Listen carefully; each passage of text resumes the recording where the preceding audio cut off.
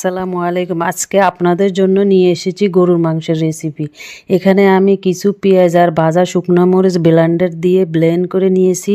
আমি এখানে half cup পেঁয়াজ বেরেস্তা দিয়েছি। এরপর রান্না করার জন্য গরুর মাংস নিয়েছি। একে একে সব মশলাগুলো দিয়ে দিলাম 1.5 চামচ করে।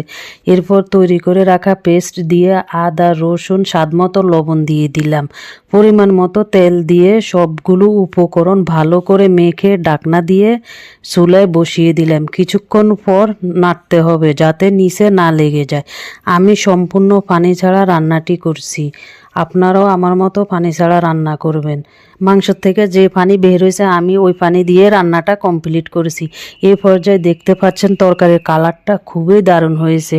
আমার রেসিপি ফলো করলে আপনাদেরটাও ঠিক আমার মতোই হবে। দেখতে যেমন সুন্দর হয়েছে খেতে আরও দ্বিগুণ। আজকের জন্য এখানেই শেষ করছি।